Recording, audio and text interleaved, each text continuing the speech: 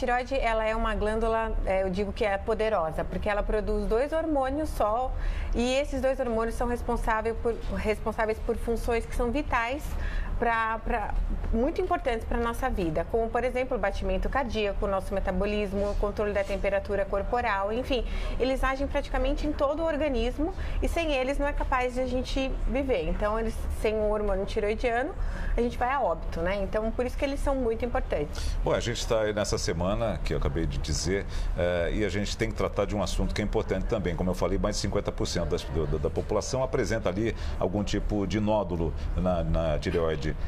São nódulos importantes que podem vir a ser malignos ou a maioria benigno, a pessoa não precisa se preocupar?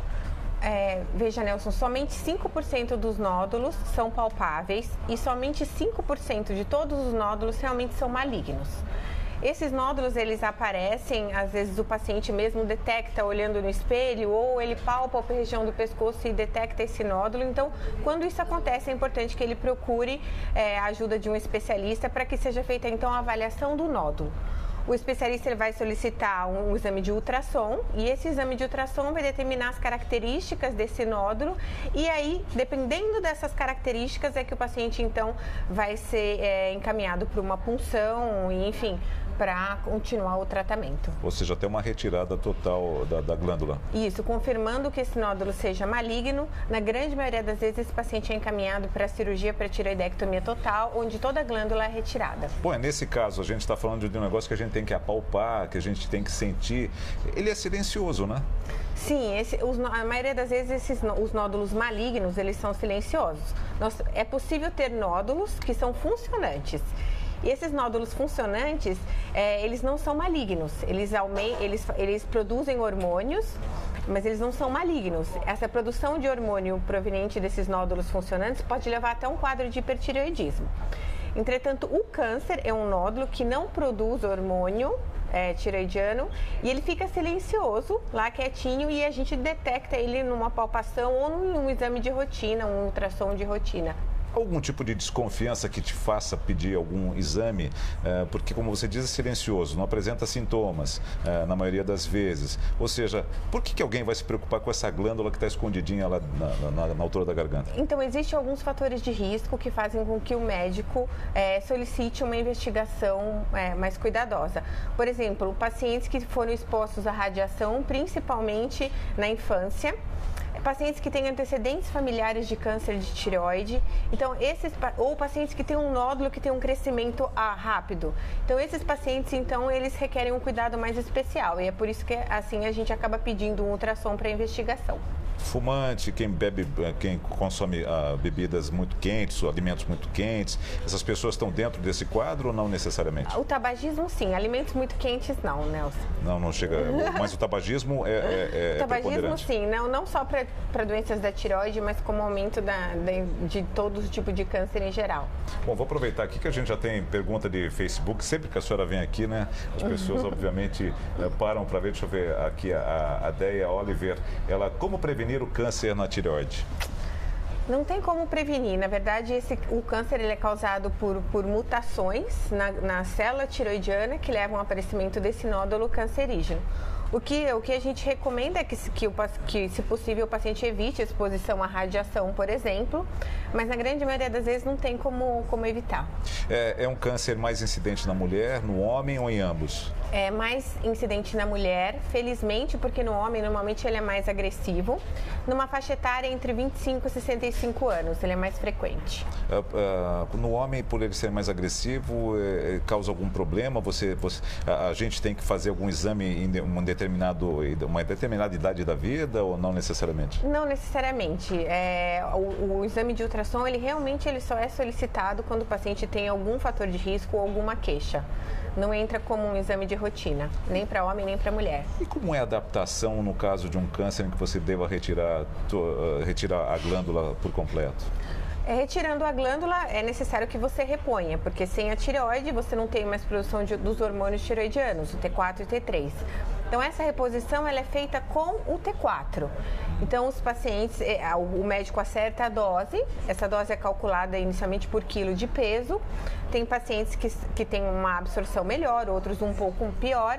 E aí, acertando a dose, esse paciente vai tomar todo dia a levotiroxina em jejum. A gente recomenda que esse comprimido seja tomado em jejum e que o paciente fique mais ou menos 30 minutos sem se alimentar. E com a dose correta, ele pode levar a vida toda tomando a medicação e vai se sentir bem, como uma pessoa que tem a tireoide. A senhora disse que não é possível prevenir o câncer de tireoide, mas a gente sabe que na maioria das vezes a gente pode ter algum tipo de precaução, uma boa alimentação, sim, exercícios físicos, isso também vale para a tireoide? Não só para tireoide, mas para tudo. Exato, uma boa alimentação, atividade física, comer alimentos saudáveis, bastante fruta, legumes. Eu acho que para todo tipo de câncer é válido essas recomendações. A gente já falou aqui, não do câncer, obviamente, mas do engordar e do emagrecer. Se a pessoa estiver engordando em demasia ou emagrecendo em demasia, isso pode ser aí algum sinal de que a tireoide não está bem e que pode haver um câncer ali? Sim, com certeza. Não um câncer, mas sim um hipertireoidismo ou hipotireoidismo, que são alterações da função tireoidiana. E normalmente a causa tanto do hipertireoidismo quanto do hipotireoidismo são causas autoimunes tireoidianas. Então, doença autoimune tireoidiana, os linfócitos, que são nossas células de defesa, eles começam a reagir contra a célula tireoidiana. E causam tireoidites, por exemplo. A tireoidite inflama a glândula e libera hormônio. Isso é uma tireoidite, pode acontecer a qualquer momento como uma gripe. E as doenças autoimunes, o organismo produz anticorpos que atuam em receptores tireoidianos, levando ao aumento da função tireoidiana e aumento da produção de hormônio tireoidiano. É, por exemplo, o que ocorre na doença de Graves. Todo mundo assusta quando vê doença de Graves, parece uma doença grave, né? Graves. Mas a doença de Graves é o hipertireoidismo autoimune provocado por anticorpos que se ligam a receptores tireoidianos e aumentam a produção de hormônio tireoidiano. Mas tem tratamento?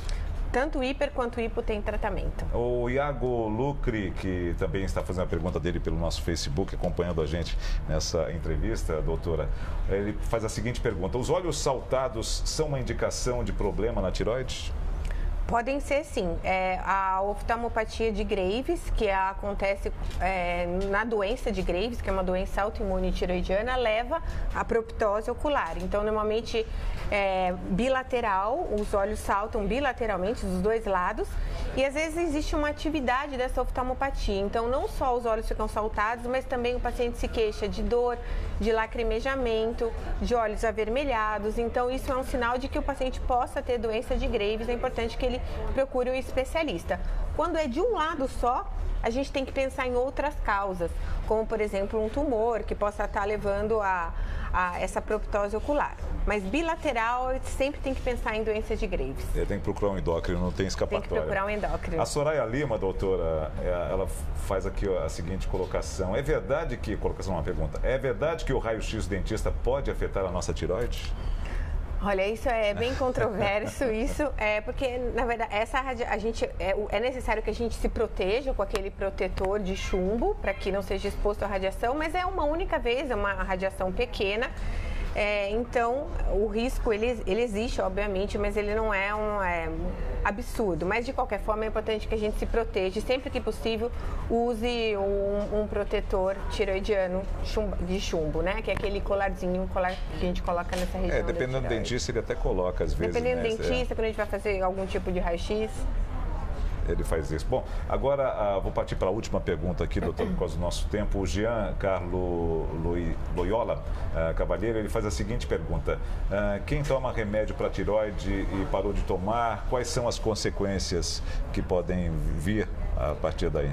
Bom, se o paciente, a princípio, toma a medicação para a tireoide, é porque ele realmente precisa dessa medicação, que seria, então, o hormônio tireoidiano. Então, vamos considerar que ele tem um hipotireoidismo, que ele procurou um médico e foi receitado, então, o hormônio tireoidiano. A princípio, o médico vai adequar a dose e ele está tomando a dose correta. Se por algum motivo, por conta própria, ele para de tomar esse hormônio, essa medicação, O que acontece? Ele vai ficar ele não está mais produzindo o hormônio de forma adequada, por isso ele estava usando, e ele vai ficar sem tomar o hormônio que vinha através da medicação. Então ele vai acabar evoluindo para um quadro de hipotireoidismo.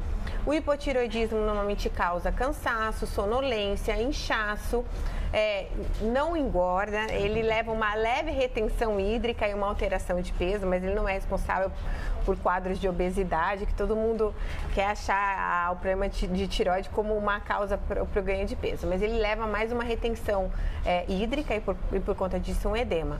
Então esse paciente provavelmente vai se sentir fadigado, cansado e vai ter que acabar em uma hora ou outra voltando a tomar a medicação para ele se sentir bem. Não tem jeito, vai ter que cair na medicação para sempre. Doutora Rosália Padovani, endocrinologista, especialista em tireoide, muito obrigado por nos atender mais uma vez. Obrigada a vocês, boa tarde a todos. E muito obrigado a você.